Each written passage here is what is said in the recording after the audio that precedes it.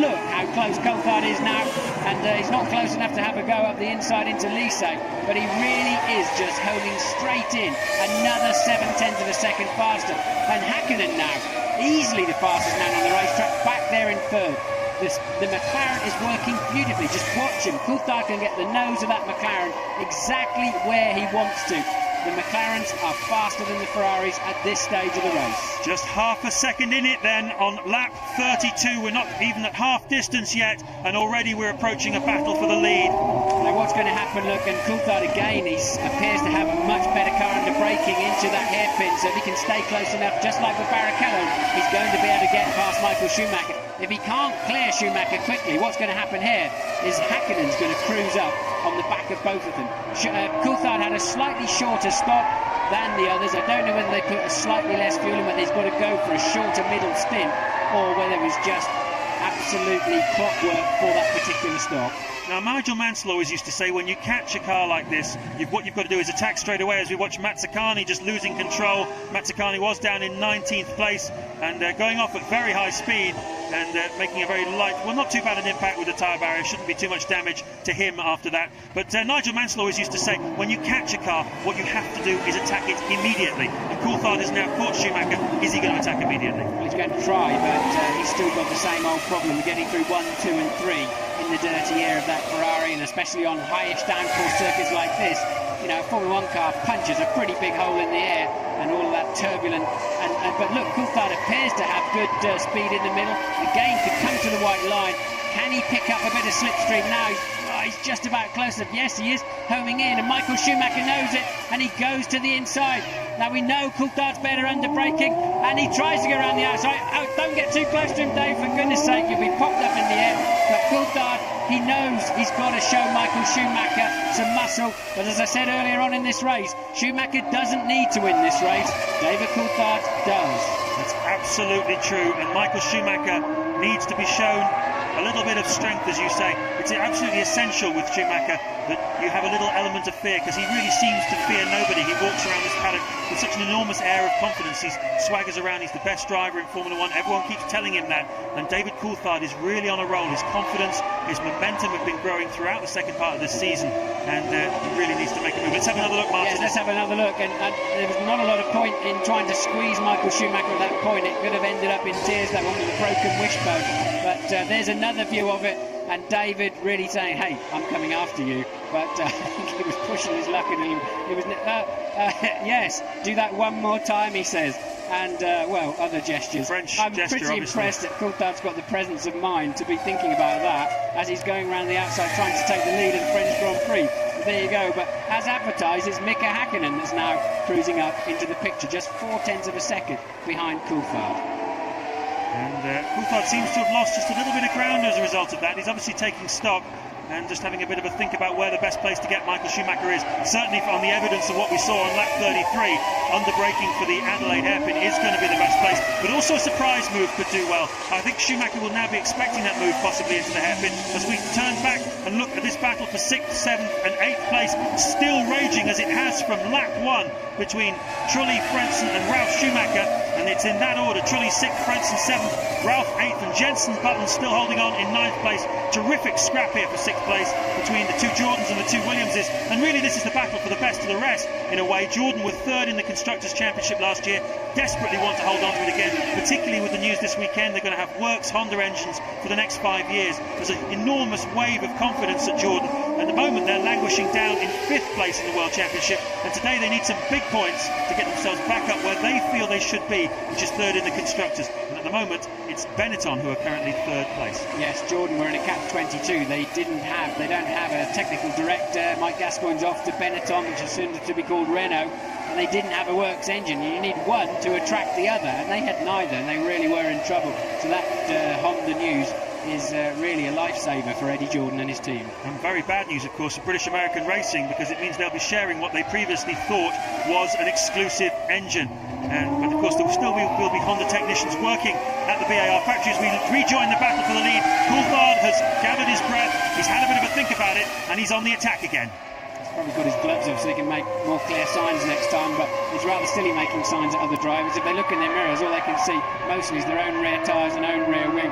They're certainly not looking out for the number of fingers that you're holding up to them or any other suitable traffic jam sign language. Schumacher leads by just 0.6 of a second. You can see it, it's almost a cigarette paper between them.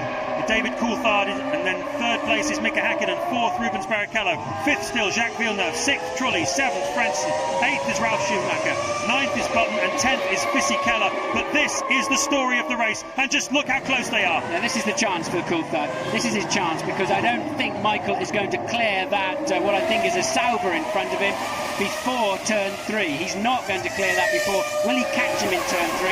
Because if he does, that is when Coulthard is going to get a good clean run at him, because Michael is then disadvantaged in the same way he is in the dirty air of another car. But in fact, neither of them have caught the blue car, so it stays pretty much. But and there is Wirtz off the road, continuing his terrible season. But I don't want to see this. I want to see this. Coulthard has got a much better run, but Michael Schumacher, the widest Ferrari you've ever seen, managing to occupy just about all of the track at the same time. And that's where he got past Barrichello. That's where Coulthard passed Barrichello under traction coming out of that corner as he has another look down into the hairpin. No, you'll never get through there. That's definitely one at a time, and there's no way that David's going to have a chance through there. Wirtz leaping over the tyres, but this is the real action.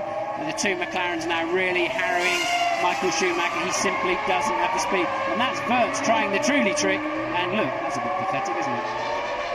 So absolutely nothing separating them. That's Jean Alesi, you can see. He doesn't quite understand what on earth is going on there. That was smart stuff from Alesi. He saw it coming, it turned out, and let him just stream through. So Jean Alesi there showing great awareness. Back with the lead battle, Schumacher, Coulthard, Häkkinen. Nothing to choose between them. 22 points between them in the World Championship.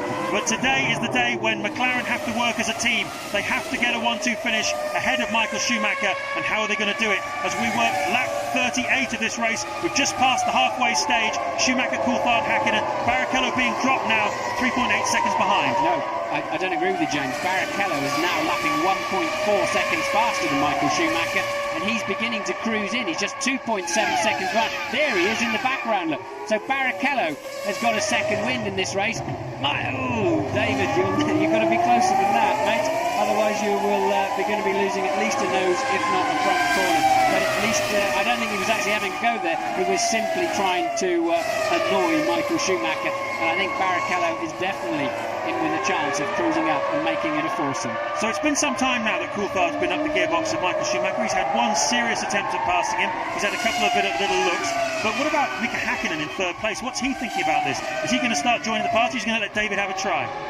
I think he'll be sitting back and waiting for them to run into each other, because he's been watching it all so far. He's only got the same horsepower as his teammate, so until one of those two in front of him makes some kind of mistake or trip over each other, I think Mick will be sitting there patiently at the moment, having a bit of a grin, enjoying. He's got the best grandstand seat for this challenge on the lead at the French Grand Prix, and Coulthard seems to be a little bit slow out of Lycée there. Well, American football teams talk about two sides of the skill of the game, offence and defence. Offence is the attack, and defence, of course, is keeping people behind you, and that is what Michael Schumacher is doing extremely well at the moment. He's keeping Coulthard behind him, not giving him a chance to get a run on him, and at the moment there's just absolutely nothing to choose between them in terms of pace. But Coulthard just unable. You see how much he closes up under braking into the hairpin. Well, I mean, if David can just get anywhere near him, and he's not got the run that he had on Barrichello when he made the move for second place, but if David gets anywhere near him, he's just going to stream past under braking, and Michael is necessarily thinking he's in a Ferrari Testarossa this afternoon, which is pretty wide, because that's his only chance. It seems like he just can't brake any later. That McLaren is awesome under braking. It is awesome under braking, but is there a possibility that this is Schumacher playing a few mind games just there, as Coulthard gets very, very close again into this chicane? He does seem to close right up. It's the grip he's getting out of the slow corners that's giving him the chance to get right up with Schumacher. But is Schumacher playing mind games here? No, his car's not fast enough. Schumacher's struggling. He would not be braking that late. He's leaving himself extremely exposed, but he will not mind turning across the nose of that McLaren, and David should be aware of that. I'm sure he is. But Michael Schumacher doesn't have any speed in this segment of the race. Michael Schumacher's history is a history of taking no prisoners. He's taken no prisoners in all the confrontations he's had wheel to wheel with David Coulthard down the years. There's been many an angry word exchange between the two of them. We think back to Spa in 1998. We think back to Argentina in 1998. They had to sit together on an aeroplane watching a video in order to calm each other down. They were at each other's throats. James, sorry to interrupt. Look, but this time David is going to get up the inside, surely. Yes, he is. And now he's got track position. He'll run Michael out. That was super stuff from Coulthard. He made Schumacher have to lift off, and can Hakkinen make good use of that now? And well, Michael holding his line, but David is really in. I wouldn't want to meet him this afternoon anywhere. Coulthard really in super aggressive mode. And you were listing the times they run into each other, but more recently Silverstone, and remember in Kuala Lumpur last year, it was always David that came off best in those type of situations, just like he did then. And did you notice that he wasn't satisfied in just passing him, he actually ran him off the road to make sure he had to get out of the throttle. Here it is again, take us through it, Martin.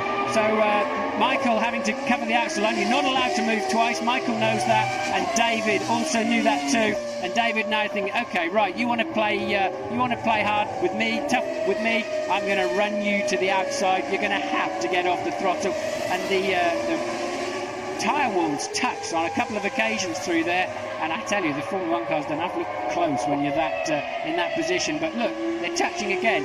Coulthard's rear tyre just pushing you up there a bit, David. The suspension is not very tough in that when it's forced in that direction. They're supersonic tough when they're when they're being used as they're designed to be, but not like that.